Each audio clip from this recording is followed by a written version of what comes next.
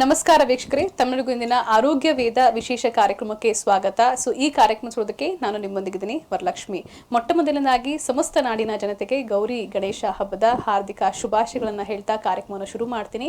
ಇವತ್ತಿನ ಕಾರ್ಯಕ್ರಮ ಯಾಕೆ ವಿಶೇಷ ಅಂತಂದ್ರೆ, ನಮ್ಮ ಕಾರ್ಯಕ್ರಮದಲ್ಲಿ ಗೌರಿ ಗಣೇಶ ಹಬ್ಬದ ಒಂದು ವಿಶೇಷತೆಯ ಮಾಹಿತಿಯನ್ನು ಕೊಡೋದಕ್ಕೆ ನಮ್ಮೊಂದಿಗೆ ಇದ್ದಾರೆ ಬೆಂಗಳೂರಿನ ಧರ್ಮಸ್ಥಳದ ಆಯುರ್ವೇದಿಕ್ ತಜ್ಞರಾಗಿರುವಂತ ಡಾಕ್ಟರ್ ಮಹೇಶ್ ಶರ್ಮಾ ಅವರು. ಇವರು ಈ ಒಂದು ಗಣೇಶ ಹೇಗೆ ಒಂದು ಆಯುರ್ವೇದಕ್ಕೆ ಲಿಂಕ್ ಆಗ್ತಾರೆ ಅಂದ್ರೆ, ಗಣೇಶ ಹಬ್ಬ, ಗಣೇಶನ ಚತುರ್ಥಿ ಅಥವಾ ಗಣೇಶನ ಒಂದು ಆಹಾರದ ಪದ್ಧತಿಗಳು ಏನಿದೆ, ನಾವು ಗಣೇಶನಿಗೆ ಇಡುವಂತ ಆಹಾರಗಳು ಏನಿದೆ ಅಂದ್ರೆ ತಿಂಡಿ ತಿನಿಸುಗಳು ಏನಿದೆ, ಅದು ಹೇಗೆ ಆರೋಗ್ಯಕ್ಕೆ ಲಿಂಕ್ ಆಗುತ್ತೆ, ಇದರಿಂದ ಕಾಯಿಲೆ ಬರುತ್ತಾ ಅಥವಾ ಕಾಯಿಲೆಗೆ ನಿವಾರಣೆ ಸಿಗುತ್ತಾ, ಈ ಎಲ್ಲಾ ಮಾಹಿತಿಯನ್ನು ಕೊಡೋದಕ್ಕೆ ಇವತ್ತಿನ ಕಾರ್ಯಕ್ರಮದಲ್ಲಿ ಈಗಾಗಲೇ ಹೇಳಿರುವ ಹಾಗೆ ಡಾಕ್ಟರ್ ಮಹೇಶ್ ಶರ್ಮಾ ಅವರು ಆಯುರ್ವೇದಿಕ್ ತಜ್ಞರಿದ್ದಾರೆ. ಮೊದಲಿಗೆ ಅವ್ರನ್ನ ಕಾರ್ಯಕ್ರಮಕ್ಕೆ ಬರಮಾಡ್ಕೋಣ.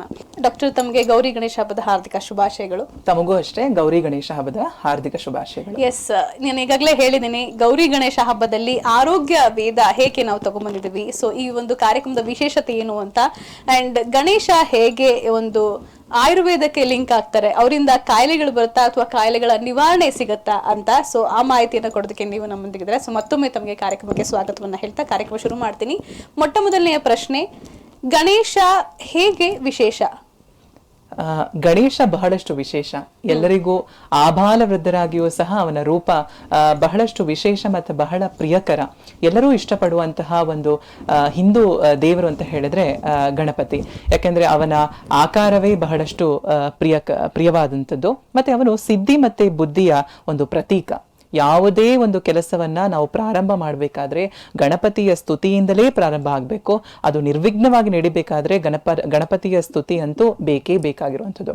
ಮತ್ತೆ ಗಣಪತಿಯ ಹಬ್ಬವನ್ನ ನಾವು ವಿಶೇಷವಾಗಿ ನೋಡಿದಾಗ, ಅವನ ಅವತಾರವನ್ನ ನಾವು ನೋಡಿದಾಗ ಅಲ್ಲಿ ಪಾರ್ವತಿಯ ನಂದನ ಅಂತ ಹೇಳ್ತೀವಿ. ಪಾರ್ವತಿಗೂ ಮತ್ತೆ ಗಣಪತಿಗೂ ಇರುವಂತಹ ಸಂಬಂಧ ತಾಯಿ ಮತ್ತೆ ಮಗನ ಸಂಬಂಧವನ್ನ ಅದು ಪ್ರತಿಪಾದಿಸುತ್ತೆ. ಹಾಗಾಗಿ ಅವನು ಬಹಳಷ್ಟು ವಿಶೇಷ ಅಂತ ಹೇಳಿದ್ರಿ. ಗಣೇಶನ ಆಕಾರ, ಯಾಕಂದ್ರೆ ಅವರ ಆಕಾರವನ್ನ ನೋಡಿದ್ರೆ ನಾರ್ಮಲಿ ಬೇರೆ ಎಲ್ಲಾ ದೇವರಿಗೂ ನಾರ್ಮಲ್ ಹ್ಯೂಮನ್ ಆಕಾರ ಹೇಗಿರುತ್ತೋ ಹಾಗಿರುತ್ತೆ. ಬಟ್ ಗಣೇಶನಿಗೆ ಮಾತ್ರ ಡೊಳ್ಳು ಹೊಟ್ಟೆ ಇರುವಂತದ್ದು, ಸೊಂಡಲಿರುವಂತದ್ದು, ಈ ರೀತಿ. ಯಾಕೆ ಗಣೇಶನ ಆಕಾರ ವಿಶೇಷವಾಗಿದೆ ಅಂತ ಹೇಳಿ. ಗಣೇಶನ ಆಕಾರ ಯಾಕೆ ವಿಶೇಷವಾಗಿ ಇದೆ ಅನ್ನೋದು ಪುರಾಣದ ಕತೆ. ಆದ್ರೆ ಅವನ ಆಕಾರ ಮಾತ್ರ ಬಹಳ ವಿಶಿಷ್ಟ ಅಂತೂ ಹೌದು. ಮಕ್ಕಳಿಗಂತೂ ಬಹಳ ಪ್ರಿಯವಾದಂಥದ್ದು. ಅವನ ದಪ್ಪ ದೇಹ, ಹಾಗಾಗಿ ಅವನಿಗೆ ಸ್ಥೂಲಕಾಯ ಅಂತ ಹೆಸರು. ಆನೆಯ ಮುಖ ಅವನಿಗೆ, ಹಾಗಾಗಿ ಗಜಾನನ ಅಂತ ಅವನಿಗೆ ಹೆಸರು. ಮತ್ತೆ ಆನೆಯಾಕಾರದ ಅಗಲವಾದಂತಹ ಕಿವಿಗಳಿದೆ, ಹಾಗಾಗಿ ಗಜಕರ್ಣ ಅಂತ ಅವನ ಹೆಸರು. ಮತ್ತೆ ದಪ್ಪ ಹೊಟ್ಟೆ ಇರುವಂತಹ ಒಂದು ಪ್ರತೀಕ, ಹಾಗಾಗಿ ಅವನಿಗೆ ಲಂಬೋದರ ಅಂತ ಹೆಸರು. ಮತ್ತೆ ಮುರಿದಂತಹ ದಂತ, ಹಾಗಾಗಿ ಏಕದಂತ ಅಥವಾ ವಕ್ರದಂತ ಅಂತ ಅವನಿಗೆ ಹೆಸರು. ಹಾಗಾಗಿ ಬಹು ಹೆಸರನ್ನ ಉಳ್ಳಂತಹವನು, ತುಂಬಾ ವಿಶಿಷ್ಟ ಆಕಾರ ಉಳ್ಳಂತಹವನು. ಮತ್ತೆ ಗಣಪತಿಯಲ್ಲಿ ಬಹಳಷ್ಟು ಅರ್ಥ ಅಡಗಿದೆ. ಮತ್ತೆ ಹಲವಾರು ರೀತಿಯಲ್ಲಿ ಅವನನ್ನ ಸ್ತುತಿ ಮಾಡಬಹುದು. ಮತ್ತೆ ಎಷ್ಟೋ ಅರ್ಥಗಳು ಅವನಲ್ಲಿ ನಿಗೂಢವಾಗಿದೆ ಅಥವಾ ಅರ್ಥಗರ್ಭಿತವಾಗಿ ಇದೆ ಅಂತ ಹೇಳ್ಬೋದು. ಗಣೇಶ ಡೊಳ್ಳೊಟ್ಟೆ ಇಟ್ಕೊಂಡಿದ್ದಾರೆ, ಸೊಂಡ್ಲನ್ನ ಇಟ್ಕೊಂಡಿದ್ದಾರೆ. ಹೇಗೆ ಆಕಾರ ವಿಶಿಷ್ಟವಾಗುತ್ತೆ ಅಂತ? ಡೆಫಿನೆಟ್ಲಿ ಗಣಪತಿಯ ಆಕಾರ ಅಂತೂ ಬಹಳ ವಿಶಿಷ್ಟ. ನಾವು ಬೇರೆ ದೇವತೆಗಳನ್ನ ನೋಡಿದಾಗ ಗಣಪತಿಯ ಆಕಾರ ತುಂಬಾ ಡಿಫ್ರೆಂಟ್ ಆಗಿದೆ. ಮತ್ತೆ ಅದರಿಂದಲೇ ಅವನು ತುಂಬಾ ಪ್ರಸಿದ್ಧಿ ಮತ್ತೆ ವಿಶಿಷ್ಟ. ಪ್ರಾಬಬಲಿ ಅವನ ಆಕಾರದಲ್ಲಿ ಮೂಡಿ ಬಂದಂತಹ ಹಲವಾರು ಪ್ರಭೇದಗಳು, ಚಿತ್ರಗಳು, ಪೂಜೆಗಳು ಬೇರೆ ದೇವತೆಗಳಿಗೆ ಅಷ್ಟೊಂದು ನಾವು ಕಾಣಲ್ಲ. ಅವನ ದೊಡ್ಡ ದೇಹ, ಹಾಗಾಗಿ ಅವನಿಗೆ ಬೃಹತ್ ಕಾಯ ಅಂತ ಹೇಳ್ತೀವಿ ಅಥವಾ ಸ್ಥೂಲಕಾಯ, ಹೆಚ್ಚು ವೆಯ್ಟ್ ಇರುವಂತದ್ರಿಂದ. ಮತ್ತೆ ಗಜಮುಖ ಇರುವಂತವನು, ಅಂದ್ರೆ ಆನೆಯ ಮುಖವನ್ನ ಹೊಂದಿರೋನು, ಹಾಗಾಗಿ ಅವನಿಗೆ ಗಜಮುಖ ಅಂತ ಹೇಳ್ತೀವಿ ಅಥವಾ ಗಜ ಆನನ ಅಂತ ಹೇಳ್ತೀವಿ, ಗಜಾನನ ಅಂತ ಹೇಳ್ತೀವಿ. ಅಗಲವಾದಂತಹ ಕಿವಿಗಳು, ಹಾಗಾಗಿ ಗಜಕರ್ಣ ಅಂತ ಹೇಳ್ತೀವಿ. ಇನ್ನು ಮುರಿದ ದಂತ, ಆಮೇಲೆ ಹಲ್ಲು ಮುರಿದಿರುವಂತದ್ದು, ಹಾಗಾಗಿ ಏಕದಂತ ಅಥವಾ ವಕ್ರದಂತ. ಒಂದೇ ಹಲ್ಲಿರೋದ್ರಿಂದ ಏಕದಂತ, ಮುರಿದಿರೋದ್ರಿಂದ ವಕ್ರದಂತ ಅಂತ ಹೇಳ್ತೀವಿ. ಇನ್ನು ಹೊಟ್ಟೆ ಬಹಳ ದಪ್ಪವಾಗಿರುವಂತದ್ರಿಂದ ಸ್ಥೂಲಕಾಯ ಅಂತ ಹೇಳ್ತೀವಿ ಅಥವಾ ಲಂಬೋದರ ಅಂತ ತಿಳಿಸ್ತೀವಿ. ಹೀಗೆ ಅವನ ಆಕಾರವೇ ಬಹಳ ವಿಶಿಷ್ಟ. ಇದರಿಂದಲೇ ಅವನು ಬಹಳಷ್ಟು ಪ್ರಿಯಕರ. ಮತ್ತೆ ಹಲವಾರು ತತ್ವಗಳು ಸಹ ಅದರಲ್ಲಿ ಅಡಗಿದೆ. ಗಣಪತಿ ಹೊಟ್ಟೆ ಅಂತ ಹೇಳಿದ್ರೆ ಅದು ಬ್ರಹ್ಮಾಂಡವೇ. ಎಲ್ಲರ ಕಷ್ಟ ಕೋಟಲೆಗಳನ್ನು ಅವನು ಹೊಟ್ಟೆಯಲ್ಲಿ ತುಂಬಿಸ್ಕೊಂಡಿದ್ದಾನೆ ಅಂತ ಹೇಳ್ಬೋದು. ಕಿವಿಗಳು ಅಗಲವಾಗಿರೋದ್ರಿಂದ ಎಲ್ಲರ ದುಃಖಗಳನ್ನು ಅವನು ಕೇಳ್ತಾನೆ ಅಂತ ತಿಳಿಸ್ತಾರೆ. ಹಾಗಾಗಿ ಅದು ಅಭಯವನ್ನೇ ನೀಡ್ತಾ ಇದ್ದಾನೆ. ಹಾಗಾಗಿ ಕೈಯಲ್ಲಿ ಯಾವಾಗ್ಲೂ ಸಿಹಿಯಾದದನ್ನೇ ನಮ್ಗೆ ವರಪ್ರಸಾದವಾಗಿ ಕೊಡ್ತಾನೆ. ಹಾಗಾಗಿ ಮೋದಕವನ್ನು ಹಿಡ್ಕೊಂಡು, ಹೀಗೆ ಸಿಂಬಾಲಿಕಲಿ ಗಣಪತಿಯ ಮೂರ್ತಿಯನ್ನು ನೋಡಿದಾಗ ತುಂಬಾ ಅರ್ಥಗರ್ಭಿತವಾಗಿದೆ ಅದರಿಂದ ತಿಳ್ಕೊಳ್ಳೋಕೆ. ಓಕೆ, ಅದೇ ರೀತಿ ಅನ್ಸುತ್ತೆ. ಸೊ ಯಾವುದೇ ಒಂದು ಒಳ್ಳೆಯ ಕಾರ್ಯವನ್ನ ಮಾಡುವಾಗ ಮೊದಲನೇದಾಗಿ ಗಣೇಶನ ಸ್ತೋತ್ರವನ್ನ ಹೇಳುವಂತದ್ದಾಗಿರ್ಬೋದು, ಒಂದು ಮನೆಯ ಮುಂದೆಗಡೆ ಗಣೇಶನ ವಿಗ್ರಹವನ್ನ ಇಡೋದಾಗಿರ್ಬೋದು. ಸೊ ಇದೆಲ್ಲವೂ ಕೂಡ ಒಂದು ವಿಶೇಷ ಶುಭಕರ ಅಂತ. ಎಸ್, ಖಂಡಿತವಾಗ್ಲೂ ನೀವ್ ಹೇಳಿದ್ರಿ ಗಣೇಶನಿಗೆ ಸಾಕಷ್ಟು ಹೆಸರುಗಳು ಇದೆ ಅನ್ನುವಂಥದ್ದು. ಇದ್ರ ಜೊತೆಗೆ ರೋಗ ನಿವಾರಕ ಅನ್ನುವಂತ ಹೆಸರು ಕೂಡ ಗಣೇಶನಿಗೆ ಇದೆ. ಯಾಕಂದ್ರೆ ಯೂಶಲಿ ಬೇರೆ ಎಲ್ಲಾ ದೇವರಿಗೂ ಏನು ನಾವು ಹೋಗಿ ಬೇಡ್ಕೊಳ್ತೀವಿ, ನನ್ನ ರೋಗವನ್ನ ನಿವಾರಣೆ ಮಾಡುವಂತ ಕೇಳ್ತೀವಿ, ಬಟ್ ಗಣೇಶನ ಮೂರ್ತಿಯನ್ನ ಇಟ್ಟು ರೋಗ ನಿವಾರಕ ಅನ್ನುವಂಥದ್ದು ಕೂಡ ಒಂದು ಇದೆ. ಸೊ ಹೇಗೆ ಗಣೇಶ ರೋಗ ನಿವಾರಕ ಆಗ್ತಾರೆ ಅನ್ನುವಂಥದ್ದು? ಡೆಫಿನೆಟ್ಲಿ ಗಣಪತಿ ರೋಗ ನಿವಾರಕ ಅಂತಲೇ ಹೇಳ್ಬೋದು. ಅವನು ಎಲ್ಲ ಪ್ರದಾಯಕ, ಎಲ್ಲವನ್ನೂ ದುಃಖವನ್ನ ಹರಣೆ ಮಾಡುವಂಥದ್ದು. ಬಟ್ ಆದ್ರೆ ಗಣಪತಿ ವಿಶೇಷವಾಗಿ ಇಲ್ಲಿ ಮಧುಮೇಹವನ್ನ ಅಥವಾ ವಿಕಾರವನ್ನ ಕಡಿಮೆ ಮಾಡ್ತಾನೆ ಅಂತ ನಾವು ತಿಳ್ಕೊಳ್ಬಹುದು. ಯಾಕೆಂತ ಹೇಳಿದ್ರೆ ನಾವು ರೋಗವನ್ನ ಬರ್ಲಿಕ್ಕೆ ಕಾರಣ ಏನು ಅಂತ ಮೊದಲು ತಿಳ್ಕೊಬೇಕಾಗತ್ತೆ. ಆಯುರ್ವೇದ ತಿಳಿಸುತ್ತೆ ವಿಕಾರ ಬರ್ಲಿಕ್ಕೆ, ಎಸ್ಪೆಷಲಿ ಮಧುಮೇಹ ಬರ್ಲಿಕ್ಕೆ ಮುಖ್ಯವಾದ ಕಾರಣ ಅಂದ್ರೆ ಆಸ್ಯ ಸುಖಂ ಸ್ವಪ್ನ ಸುಖಂ ಅಂತ. ಅಂದ್ರೆ ಯಾರು ಸತತವಾಗಿ ಆಹಾರ ಪಾನಗಳನ್ನ ಸೇವಿಸ್ತಾ ಸತತವಾಗಿ ಆರಾಮಲ್ಲಿ ಇರ್ತಾರೋ, ಯಾವುದೇ ಕೆಲಸ ಕಾರ್ಯಗಳನ್ನ ಮಾಡದೆ ಅಥವಾ ಕಮ್ಮಿ ಕೆಲಸ ಕಾರ್ಯಗಳನ್ನ ಫಿಸಿಕಲ್ ವರ್ಕ್ ಅನ್ನ ಕಡಿಮೆ ಮಾಡ್ಕೊಳ್ತಾ ಯಾವಾಗ್ಲೂ ಅನ್ನಪಾನಗಳಲ್ಲೇ ಸಿಹಿಯಾದ ಪದಾರ್ಥಗಳು, ಹೈ ಕ್ಯಾಲೋರಿ ಇರುವಂತ ಫುಡ್ ಅನ್ನ ಸೇವನೆ ಮಾಡ್ಕೊಳ್ತಾ ಆರಾಮಾಗಿರ್ತಾರೋ ಅಂತವರಿಗೆ ರೋಗಗಳು ಬರುತ್ತೆ, ಎಸ್ಪೆಷಲಿ ಬೊಜ್ಜು ಹೆಚ್ಚಾಗತ್ತೆ ಅಂತ ತಿಳಿಸುತ್ತೆ. ಖಂಡಿತ, ಯಾರು ಆರಾಮಾಗಿ ಊಟ ನಿದ್ದೆ ಮಾಡ್ಕೊಂಡು ಸೊ ನೆಮ್ಮದಿಯಾಗಿರ್ತಾರೋ ಅಂತವ್ರಿಗೆ ಕಾಯಿಲೆಗಳು ಹೆಚ್ಚಾಗತ್ತೆ. ಮೊದಲನೇದಾಗಿ ಕೊಲೆಸ್ಟ್ರಾಲ್ ಹೆಚ್ಚಾಗತ್ತೆ, ಕ್ಯಾಲೋರೀಸ್ ಇನ್ಕ್ರೀಸ್ ಆಗೋದ್ರಿಂದ ಕೊಲೆಸ್ಟ್ರಾಲ್ ಹೆಚ್ಚಾಗತ್ತೆ, ಅದರಿಂದ ಬೊಜ್ಜು ದೇಹ ಬರುತ್ತೆ, ಸೊ ದಪ್ಪ ದೇಹ ಬರುತ್ತೆ. ಸೊ ಇದನ್ನೇ ನಾವು ಗಣಪತಿಯಲ್ಲಿ ನಾವು ಅವನ ಪ್ರತೀಕವಾಗಿ ನೋಡಬಹುದು. ಗಣಪತಿಯ ಪ್ರಿಯವಾದಂತ ಆಹಾರ ಯಾವುದು? ಅವನು ಮೋದಕ. ಸೊ ಬರೀ ಮೋದಕ ಪ್ರಿಯ ಅಲ್ಲ, ಅವನು ಸತತಂ ಮೋದಕ ಪ್ರಿಯಂ ಅಂತ ಹೇಳ್ತಾರೆ. ಸೊ ಸತತವಾಗಿ ಮೋದಕವನ್ನ, ಸಿಹಿ ಪದಾರ್ಥವನ್ನ ತಿಂತಾನೆ. ಸೊ ಅದು ಮೋದಕ ಆಗಿರ್ಬೋದು, ಚಣಕ ಆಗಿರ್ಬೋದು, ಅಥವಾ ಕಡುಬಾಗಿರ್ಬೋದು, ಅಥವಾ ಗಣಪತಿಗೆ ಬಹಳ ಪ್ರಿಯವಾದಂತೂ ನಾವು ಕೊಡುವಂತದ್ದು ಅಂದ್ರೆ ಇಕ್ಷು. ಇಕ್ಷು ಅಂತ ಹೇಳಿದ್ರೆ ಕಬ್ಬು. ಸೊ ಈ ಕಬ್ಬು ಮತ್ತೆ ಕಬ್ಬಿನ ವಿಕಾರಗಳು ಅಂದ್ರೆ ಕಬ್ಬಿನಿಂದ ತಯಾರಿಸಲ್ಪಟ್ಟಂತಹ ಸಕ್ಕರೆ ಮತ್ತೆ ಬೆಲ್ಲದಿಂದ ಮಾಡಿದಂತಹ ಹಲವಾರು ಸಿಹಿ ಪದಾರ್ಥಗಳು ಹೈ ಕ್ಯಾಲೋರಿ ಫುಡ್. ಸೊ ಇದನ್ನ ಸತತವಾಗಿ ತಗೊಳ್ತಾ ಇದ್ದಾಗ ಏನಾಗತ್ತೆ, ಸೊ ಕ್ಯಾಲೋರೀಸ್ ಜಾಸ್ತಿ ಆಗಿ ಬೊಜ್ಜು ದೇಹ ಬರುತ್ತೆ. ಸೊ ನಾವು ಗಣಪತಿಯ ಆಕಾರವನ್ನು ನೋಡಿದಾಗ್ಲೂ ಸಹ ಸೊ ದಪ್ಪ ದೇಹ ಮತ್ತೆ ಸೆಂಟ್ರಲ್ ಒಬೆಸಿಟಿ ಅಂದ್ರೆ ಹೊಟ್ಟೆ ಮಾತ್ರ ದಪ್ಪವಾಗಿ, ಬಹಳ ದಪ್ಪವಾಗಿರುವಂತದ್ದು. ಸೊ ಹೆಚ್ಚೆಚ್ಚು ಈ ತರ ಆಹಾರವನ್ನ ಸೇರ್ಕೊಂಡಾಗ ನಾವು ಯಾವ್ಯಾವ ಲಕ್ಷಣಗಳು ಬರುತ್ತೆ ಅನ್ನೋದನ್ನು ಸಹ ನಾವು ಗಣಪತಿಯಲ್ಲಿ ಕಾಣ್ತೇವೆ. ಇಷ್ಟೇ ಅಲ್ಲ, ಸೊ ಗಣಪತಿ ಬುದ್ಧಿಯ ಪ್ರತೀಕ. ಅವನು ಬಹಳಷ್ಟು ಬುದ್ಧಿ ಮತ್ತೆ ಸಿದ್ಧಿ ಇರೋನು. ಸೊ ಈ ತರ ಎಲ್ಲ ವಿಕಾರಗಳು ಬರೋ ಸಾಧ್ಯತೆ ಇರೋದ್ರಿಂದ ಅದಕ್ಕೆ ಚಿಕಿತ್ಸೆಯೂ ಸಹ ಅಡಕವಾಗಿದೆ. ಓಕೆ, ಅದಕ್ಕೆ ವಿದ್ಯಾ ವಿನಾಯಕ ಕೂಡ ಅಂತ ಹೇಳ್ಬೋದು ಅಂತ ಹೇಳ್ಬೋದು. ಯಾಕಂದ್ರೆ ಸೊ ಗಣೇಶನ ವಿಚಾರಕ್ಕೆ ಬಂದಾಗ ನೀವು ಹೇಳಿದ್ರಿ, ಸೊ ಅವರು ಒಂದು ರೋಗಕ್ಕೆ ಕಾರಣ ಆಗ್ತಾರೆ ಅಂತ. ಅದೇ ರೋಗವನ್ನು ನಿವಾರಣೆ ಮಾಡೋರು ಕೂಡ ಗಣೇಶ ಆದ್ರೆ, ಸೊ ಯಾವ ರೀತಿ ರೋಗ ನಿವಾರಕ ಕೂಡ ಆಗ್ತಾರೆ ಅನ್ನುವಂಥದ್ದು? ಡೆಫಿನೆಟ್ಲಿ ಈಗ ನಾವು ಸ್ಟಾರ್ಟಿಂಗ್ ಅಲ್ಲಿ ರೋಗದ ಕಾರಣ ಏನು ಅಂತ ತಿಳ್ಕೊಂಡ್ವಿ, ಮತ್ತೆ ಯಾವ ತರ ಲಕ್ಷಣಗಳು ಬರುತ್ತೆ ಅಂತಾನು ತಿಳ್ಕೊಂಡ್ವಿ. ಹಾಗೆ ಚಿಕಿತ್ಸೆ ಇದೆಯಾ? ಚಿಕಿತ್ಸೆಯು ಖಂಡಿತವಾಗಿಯೂ ಇದೆ. ನಾವು ಗಣಪತಿಯ ಒಂದು ಶ್ಲೋಕವನ್ನ ನೆನಪಿಸ್ಕೊಳ್ಬೇಕು. ಕಪಿತ್ತ ಜಂಬೂಫಲ ಸಾರ ಭಕ್ಷಿತಂ ಉಮಾಸುತ ಶೋಕ ನಿವಾರಕಂ ಅಂತ ಹೇಳ್ತಾರೆ. ಸೊ ಹಾಗೆ ಕಪಿತ್ತ ಮತ್ತೆ ಜಂಬು ಫಲಸಾರವನ್ನ ಸೇವಿಸಿದ್ರೆ ಅದು ಒಂದು ಚಿಕಿತ್ಸೆ ಆಗತ್ತೆ. ಹಾಗಾದ್ರೆ ಕಪಿತ್ತ ಅಂದ್ರೆ ಏನು? ಕಪಿತ್ತ ಅಂತ ಹೇಳಿದ್ರೆ ಬೇಲದ ಹಣ್ಣು, ಮತ್ತೆ ಜಂಬು ಅಂತ ಹೇಳಿದ್ರೆ ಸಂಸ್ಕೃತದಲ್ಲಿ ಅದು ನೇರಳೆ ಹಣ್ಣು.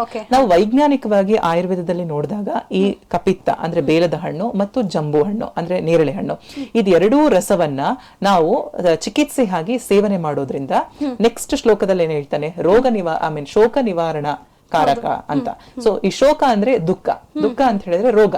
ಸೊ ಈ ರೋಗವನ್ನ ನಿವಾರಣೆ ಮಾಡ್ತಾನೆ ಅಂತ ನಾವು ಅರ್ಥೈಸ್ಕೊಳ್ಬಹುದು. ಸೊ ಹಾಗಾಗಿ ಕಪಿತ್ತ ಮತ್ತೆ ಜಂಬು ಆಯುರ್ವೇದದಲ್ಲಿ ವೈಜ್ಞಾನಿಕವಾಗಿ ಅದು ಡಯಾಬಿಟಿಸ್ಗೆ ಇಂಪಾರ್ಟೆಂಟ್ ಅಂತ ತಿಳಿಸಿದ್ದಾರೆ. ಕಪಿತ್ತ ಜಂಬು, ಸೊ ಇದು ಒಂದು ಕಾಯಿಲೆ, ಮಧುಮೇಹದ ಕಾಯಿಲೆ ಏನಿದೆ, ಸೊ ಅದಕ್ಕೆ ತುಂಬಾನೇ ಉಪಯುಕ್ತವಾಗಿರುವಂತದ್ದು ಅಂತ. ಸೊ ಯಾವ ರೀತಿ ಇದು ಉಪಯುಕ್ತವಾಗಿದೆ ಅಂದ್ರೆ ಯಾವ ರೀತಿ ಇದನ್ನ ಯೂಸ್ ಮಾಡ್ಬೇಕು, ಇದ್ರ ಲಕ್ಷಣಗಳು ಏನೆಲ್ಲ ಸಿಗತ್ತೆ ಅಂತ? ಕಪಿತ್ತ ಅಂತ ಹೇಳಿದ್ರೆ ನಾ ಆಲ್ರೆಡಿ ಹೇಳಿರೋ ಹಾಗೆ ಬೇಲದ ಹಣ್ಣು, ಇದರ ಸ್ಪಷ್ಟ ಉಲ್ಲೇಖ ಆಯುರ್ವೇದದಲ್ಲಿ ತಿಳಿಸಲಾಗಿದೆ. ಮತ್ತೆ ಇದರಲ್ಲಿ ಒಂದು ಇಂಪಾರ್ಟೆಂಟ್ ಪ್ರಾಪರ್ಟಿ ಇದೆ, ಗುಣ ಇದೆ. ಅದೇನು ಅಂತ ಹೇಳಿದ್ರೆ ಗ್ರಾಹಿ ಅನ್ನುವಂಥದ್ದು. ಗ್ರಾಹಿ ಅಥವಾ ಸಂಗ್ರಹಣ ಅಂತ. ಸೊ ಅದೇನ್ ಮಾಡುತ್ತೆ ಅಂದ್ರೆ ದೇಹದಿಂದ ಪೋಷಕಾಂಶಗಳು ಅಥವಾ ಯಾವುದೇ ಸಾರಾಂಶವು ದೇಹದಿಂದ ಅದು ಹೋಗದೆ ಇರೋ ಹಾಗೆ, ಅದು ಕಳೆದು ಹೋಗದೆ ಇರೋ ಹಾಗೆ ಪ್ರಿವೆಂಟ್ ಮಾಡಿ ದೇಹದಲ್ಲೇ ಉಳಿಯೋ ಹಾಗೆ ಮಾಡುತ್ತೆ.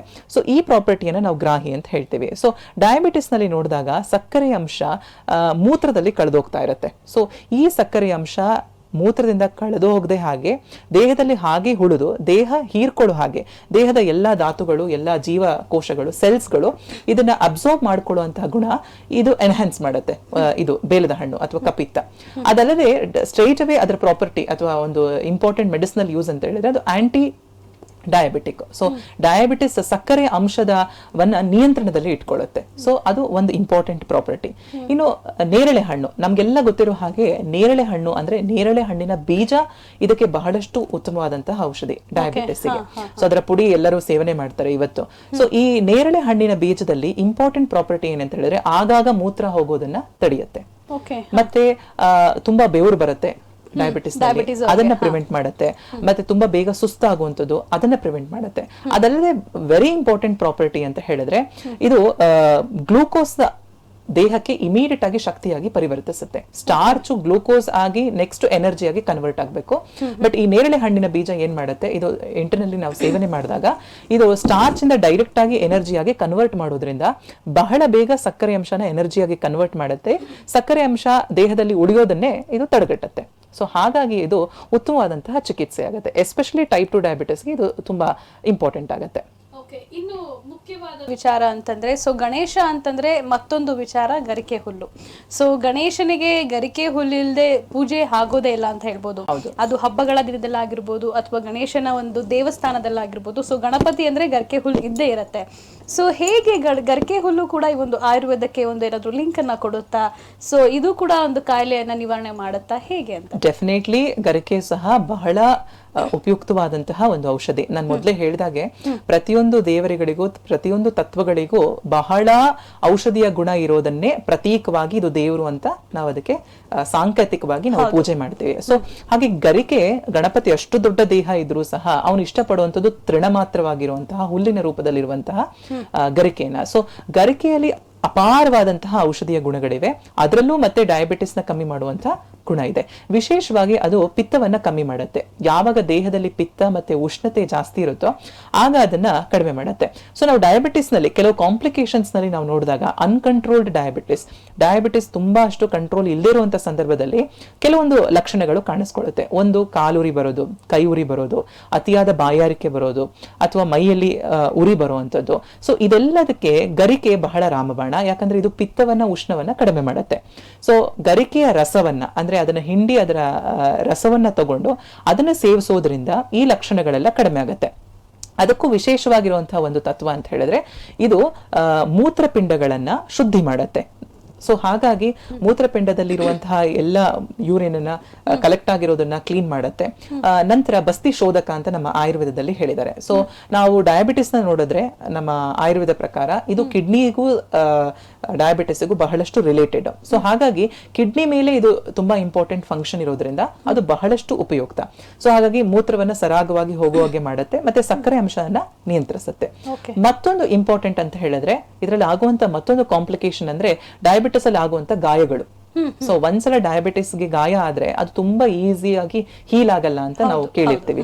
ಸೊ ಇಂಥ ಗಾಯಗಳಲ್ಲೂ ಸಹ ನಾವು ಗರಿಕೆ ಹುಲ್ಲನ್ನ ಅರೆದ್ಬಿಟ್ಟು ಅದರ ಒಂದು ಲೇಪನವನ್ನ ಮಾಡೋದ್ರಿಂದ ಮತ್ತೆ ಅದರದೇ ರಸವನ್ನ ಇಂಟರ್ನಲಿ ತಗೊಳ್ಳೋದ್ರಿಂದ ಈ ಸಕ್ಕರೆ ಅಂಶನೂ ಕಂಟ್ರೋಲ್ ಬರುತ್ತೆ ಮತ್ತೆ ಗಾಯಗಳು ಸಹ ಬಹುಬೇಗ ಗುಣ ಆಗುತ್ತೆ. ಸೊ ಹಾಗಾಗಿ ತುಂಬಾ ವಿಶೇಷವಾಗಿರುವಂತಹ ಗರಿಕೆನೂ ಸಹ ಡಯಾಬಿಟಿಸ್ಗೆ ಒಂದು ಮದ್ದು. ಓಕೆ, ನೋಡಿ ಎಷ್ಟೋ ಜನಕ್ಕೆ ಗೊತ್ತಿರ್ಲಿಕ್ಕೆ ಸಾಧ್ಯ ಇಲ್ಲ ಅಂತ ಹೇಳ್ಬೋದು. ಯಾಕಂದ್ರೆ ಮನೆಯಲ್ಲೇ ಗರಿಕೆ ಹುಲ್ಲನ್ನ ಬೆಳೆಸಿರ್ತಾರೆ. ಸೊ ಅದನ್ನ ಯಾವಾಗೋ ಒಂದ್ಸತಿ ದೇವರಿಗೆ ಉಪಯೋಗ ಮಾಡ್ತಾರೆ, ಇಲ್ಲಾಂದ್ರೆ ಅದನ್ನ ಒಂದು ಫ್ಯಾಷನ್ ಆಗಿ ಇಟ್ಟಿರ್ತಾರೆ. ಬಟ್ ಅದರಲ್ಲಿ ಎಷ್ಟು ಗುಣಗಳಿದೆ ಅಂತ ಖಂಡಿತವಾಗ್ಲೂ ಗೊತ್ತಿರ್ಲಿಕ್ಕೆ ಸಾಧ್ಯನೇ ಇಲ್ಲ. ಅಂಡ್ ಗಣೇಶನ ವಿಚಾರಕ್ಕೆ ಬಂದಾಗ, ಸೊ ಇವತ್ತಿನ ಕಾರ್ಯಕ್ರಮದಲ್ಲಿ ಕಂಪ್ಲೀಟ್ ಆಗಿ ಗಣೇಶನಿಂದ ಒಂದು ಮಾಹಿತಿ ಏನಿದೆ ಅದನ್ನ ನಾವು ಪಡ್ಕೊಳ್ತೇವೆ. ಸೊ ಏನೆಲ್ಲ ಒಂದು ಆಯುರ್ವೇದದ ಒಂದು ವಿಚಾರಗಳನ್ನ ನಾವು ಗಣೇಶ ಹಬ್ಬದಾಗ ಅಥವಾ ಗಣೇಶ ಚತುರ್ಥಿಯ ದಿನದಲ್ಲಿ ನಾವು ನೋಡ್ಬೋದು ಅಂತ. ನೋಡಿ, ನಾನು ಹಾಗೆ ಹೇಳ್ದಾಗೆ ಇದರಲ್ಲಿ ಎರಡೂ ತರದ ಡಯಾಬಿಟಿಸ್ಗೂ ಆಗುತ್ತೆ. ಡಯಾಬಿಟಿಸ್ ಕಾಂಪ್ಲಿಕೇಶನ್ ಅಲ್ಲಿ ಈ ತರ ಚಿಕಿತ್ಸೆನ ಉಪಯೋಗಿಸಬಹುದು. ಉರಿ ಬಂದಾಗ, ಕಾಲುರಿ ಬಂದಾಗ. ಟೈಪ್ 2 ಡಯಾಬಿಟಿಸ್ ಅಂದ್ರೆ ಕ್ಯಾಲೋರೀಸ್ ಹೆಚ್ಚಾಗಿ ಕೊಬ್ಬಿನಂಶ ಜಾಸ್ತಿ ಆದಾಗ ಕಪಿತ್ತ ಮತ್ತೆ ಜಂಬುವನ್ನ ಸೇರಿಸಬಹುದು. ಮತ್ತೊಂದು ಟೈಪ್ ಆಫ್ ಡಯಾಬಿಟಿಸ್ ಇದೆ, ಟೈಪ್ 1 ಡಯಾಬಿಟಿಸ್ ಅಂತ ಹೇಳ್ತೀವಿ. ಯಾವಾಗ ಅದಲ್ಲದೆ ತುಂಬಾ ಡಯಾಬಿಟಿಸ್ ನ ಬಳಲಿ ಕೃಶ ಆಗ್ಬಿಡ್ತಾರೆ, ದೇಹ ತುಂಬಾ ಸಣ್ಣ ಆಗ್ಬಿಡತ್ತೆ. ಸೊ ಆ ಸಂದರ್ಭದಲ್ಲಿ ಆಯುರ್ವೇದದಲ್ಲಿ ಸಂತರ್ಪಣವನ್ನ ಕೊಡಬೇಕು, ನ್ಯೂಟ್ರಿಷಿಯಸ್ ಫುಡ್ ಅನ್ನ ಕೊಡಬೇಕು ಅಂತ ಹೇಳ್ತಾರೆ. ಸೊ ನ್ಯೂಟ್ರಿಷಿಯಸ್ ನ್ಯೂಟ್ರಿಷಸ್ ಫುಡ್ ಕೊಟ್ರೆ ಮಾತ್ರ ಕೃಶತೆ ಕಮ್ಮಿ ಆಗುತ್ತೆ ಮತ್ತೆ ಸಪ್ಲಿಮೆಂಟ್ ಸಿಗುತ್ತೆ ದೇಹಕ್ಕೆ ಅಂತ ಹೇಳ್ತಾರೆ.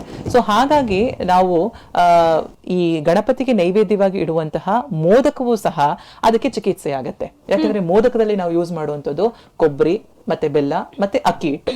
ಸೊ ಇದು ಮೂರು ಸಹ ದೇಹಕ್ಕೆ ಪೋಷಕಾಂಶವನ್ನ ಕೊಡುತ್ತೆ. ಸೊ ತುಂಬಾ ಬಳಲಿ ಕೃಶ ಆಗಿರುವಂತಹ ದೇಹಕ್ಕೆ ನ್ಯೂಟ್ರಿಷನಲ್ ವ್ಯಾಲ್ಯೂ ಇರುವಂತಹ ಸಪ್ಲಿಮೆಂಟ್ ನ ಕೊಡಬೇಕು ಅಂತ ಆಯುರ್ವೇದದಲ್ಲಿ ಹೇಳಿದ್ದಾರೆ. ಅಂತ ಸಂದರ್ಭದಲ್ಲಿ ಮತ್ತೆ ಗಣಪತಿಗೆ ಅರ್ಪಿಸುವಂತ ನೈವೇದ್ಯವೇ ಚಿಕಿತ್ಸೆ ಆಗುತ್ತೆ. ಸೊ ಹಾಗಾಗಿ ಮೂರೂ ತರದ ಡಯಾಬಿಟಿಸ್ಗೆ ಕಾಂಪ್ಲಿಕೇಶನ್ಸ್ ನಲ್ಲಿ ಅವನಲ್ಲಿ ಅಡಗಿರುವಂತಹ ನೈವೇದ್ಯದ ಪದಾರ್ಥಗಳೇ ಚಿಕಿತ್ಸೆಯಾಗಿ ಉಪಯೋಗ ಆಗತ್ತೆ. ಸೊ ಗಣಪತಿಯನ್ನ ನೋಡಿದಾಗ ಅವನಲ್ಲಿ ರೋಗಕ್ಕೆ ಬೇಕಾಗಿರುವಂತಹ ನಿದಾನ ಅಂದ್ರೆ ಯಾವ್ದ್ರಿಂದ ಬರುತ್ತೆ ಅನ್ನೋದನ್ನು ನಾವು ಪ್ರತೀಕವಾಗಿ ಕಾಣಬಹುದು. ಅದು ಬಂದಾಗ ಯಾವ ತರ ಲಕ್ಷಣಗಳು ಬರುತ್ತೆ ಅನ್ನೋದನ್ನು ನಾವು ಕಾಣಬಹುದು. ಮತ್ತೆ ಅದಕ್ಕೆ ಏನ್ ಚಿಕಿತ್ಸೆ ಅಂತಾನೋ ಅವ್ನು ತಗೊಳ್ಳುವಂತಹ ನೈವೇದ್ಯಗಳಲ್ಲಿ ಅವ್ನಿಗೆ ಇಷ್ಟ ಆಗುವಂತಹ ಈ ಹಣ್ಣುಗಳು ಮತ್ತೆ ಗರಿಕೆಯಲ್ಲೇ ಅದೇ ಚಿಕಿತ್ಸೆಯು ಅಡಕವಾಗಿದೆ. Okay, S. ಯೂಶಲಿ ಜನ ಏನ್ ಮಾಡ್ತಾರೆ, ಹಬ್ಬ ಅಂದ್ರೆ ಒಂದು ಹಬ್ಬ ಸೆಲೆಬ್ರೇಷನ್ ಅಷ್ಟೇ. ಬಟ್ ಆ ಒಂದು ಹಬ್ಬ ಆಗಿರ್ಬೋದು ಅಥವಾ ಒಂದು ಆ ದೇವರ ಸ್ತೋತ್ರ ಆಗಿರ್ಬೋದು ಅಥವಾ ನಾವು ದೇವರಿಗೆ ಇಡುವಂತ ನೈವೇದ್ಯ ಆಗಿರ್ಬೋದು, ಇದರಲ್ಲಿ ಏನೇನು ಲಕ್ಷಣಗಳಿದಾವೆ, ಸೊ ಯಾವೆಲ್ಲ ವಿಚಾರಗಳನ್ನ ನಾವು ನೋಡ್ತೀವಿ ಅಂತ ಖಂಡಿತವಾಗ್ಲೂ ಗೊತ್ತಿರ್ಲಿಕ್ಕೆ ಸಾಧ್ಯ ಇಲ್ಲ. ಇವತ್ತಿನ ಕಾರ್ಯಕ್ರಮದಲ್ಲಿ ನಿಮ್ಮ ಮೂಲಕ ಎಲ್ಲ ಮಾಹಿತಿ ಸಿಗ್ತಾ ಇದೆ ಅಂತ ಕೂಡ ಭಾವಿಸ್ತೀನಿ.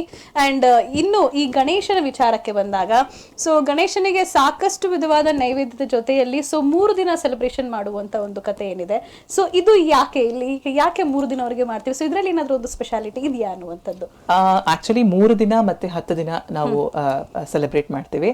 ಚತುರ್ಥಿ ಅಂದ್ರೆ 4ನೇ ದಿನ, ಭಾದ್ರಪದ ಮಾಸದಲ್ಲಿ 4ನೇ ದಿವಸಕ್ಕೆ ಪ್ರಾರಂಭ ಆಗಿ 10ನೇ ದಿವಸ ಅನಂತ ಪದ್ಮನಾಭ ಚತುರ್ದಶಿ ಅಂತ ಬರುತ್ತೆ, ಅನಂತ ಚತುರ್ದಶಿ ಅಂತ. ಆಗ ನಾವು ಅದನ್ನ ಸಮಾಪ್ತಿ ಮಾಡ್ತೀವಿ 10 ದಿನ. ಮತ್ತೆ ಕೆರೆಯ ನೀರಿನಲ್ಲಿ ಇದ್ದಂತಹ ಮಣ್ಣನ್ನೇ ನಾವು ತೆಗೆದು ನಾವು ಗಣಪತಿಯನ್ನ ಪೂಜೆ ಮಾಡಿ ಮತ್ತೆ ಅದನ್ನ ನೀರಿನಲ್ಲಿ ಅದನ್ನ ವಿಸರ್ಜನೆ ಮಾಡುವಂತದ್ದು. ಇದು ಬಹಳ ಹಿಂದಿನಿಂದ ಬಂದಿರುವಂತಹ ಒಂದು ಪರಂಪರೆ.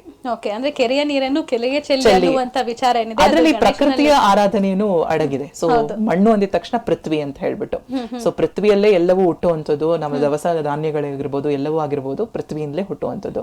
ಸೊ ಹಾಗಾಗಿ ಅದರಲ್ಲೇ ಮಾಡಿರುವಂತಹ ಮೂರ್ತಿಯನ್ನ ನಾವು ಪೂಜೆ ಮಾಡ್ತೀವಿ. ಹೇಗೆ ಪಾರ್ವತಿ ದೇವಿ ಹಚ್ಕೊಂಡಿದ್ದ ಅರಿಶಿನ ಮತ್ತೆ ಗಂಧದಿಂದ ಗಣಪತಿಯನ್ನ ಹುಟ್ಟಿಸಿ ಅವಳಿಗೆ ಒಂದು ಜೀವವನ್ನ ಕೊಟ್ಲು, ಹಾಗೆ ನಾವು ಮಣ್ಣಿನಿಂದ ತಯಾರಿಸಿದಂತಹ ಗಣಪತಿಯನ್ನ ಆರಾಧನೆ ಮಾಡಿ ಮತ್ತೆ ಪ್ರಕೃತಿಗೆ ಅದನ್ನ ವಿಸರ್ಜನೆ ಮಾಡುವಂಥದ್ದು.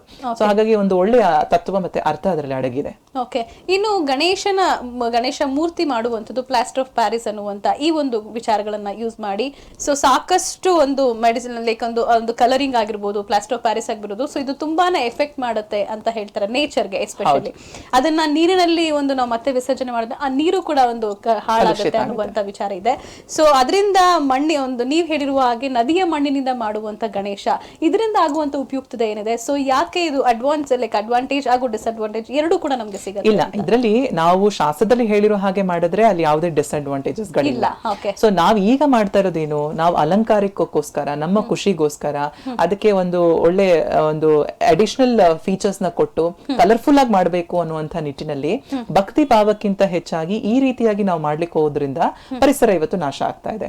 ಸೊ ಹಾಗಾಗಿ ಗಣಪತಿಯನ್ನ ಮಣ್ಣಿನಲ್ಲಿ ಮಾತ್ರ ಮಾಡಿ ನಾವು ಪೂಜಿಸಿ ಮತ್ತೆ ಶಾಸ್ತ್ರೋಕ್ತವಾಗಿ ವಿಸರ್ಜನೆ ಮಾಡಿದ್ರೆ ಯಾವುದೇ ಎಕೋ ಫ್ರೆಂಡ್ಲಿ ಆಗಿ ಇರುತ್ತೆ.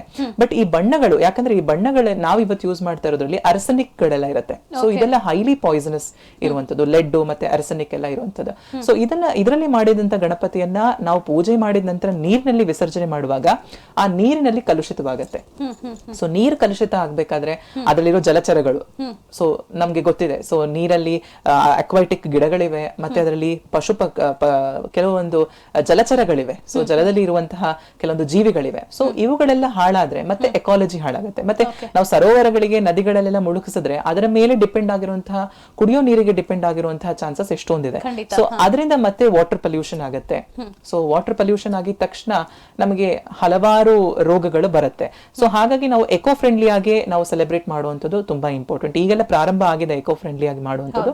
ಸೊ ಸಾಧ್ಯದಷ್ಟು ಇದರಿಂದ ಮಾಡುವಂಥದ್ದು. ಪ್ಲಾಸ್ಟಿಕ್ ಬಳಕೆಯನ್ನ ಕಮ್ಮಿ ಮಾಡಬೇಕು.